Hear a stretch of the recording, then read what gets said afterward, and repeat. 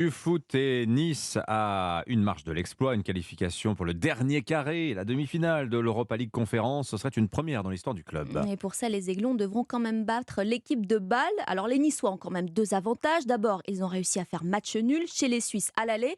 Et puis ce soir, ils seront chez eux devant leurs supporters.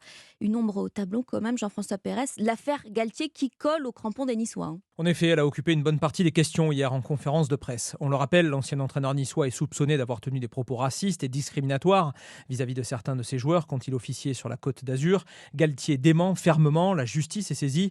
Pas facile pour son successeur de gérer une telle tempête tout en préparant un match potentiellement historique. Mais Didier Digard l'assure, tout cela ne pénalisera pas son équipe. Dans le vestiaire, c'est plus un sujet. D'un côté, oui, on peut pas nier que cette affaire prend de la place et prend de la lumière, mais de l'autre, j'ai vraiment le ressenti d'un club prêt à tout donner pour vivre une aventure extraordinaire. Dernier club français présent en Coupe d'Europe, l'OGC Nice a une occasion en or de découvrir les demi-finales d'une compétition continentale. Ce soir, le stade sera plein, comme rarement, plus de 30 000 spectateurs, mais pas de supporters du FC Bâle, interdits de déplacement pour des raisons de sécurité. Le club suisse furieux dénonce l'arrogance française et a décidé de porter l'affaire en justice. Décidément, Nice n'avance pas dans la sérénité en ce printemps 2023. Jean-François Pérez, Nice, Bâle à suivre en direct dans Europe 1 Sport. Et l'avant-match, c'est dès 20h avec Céline Giraud.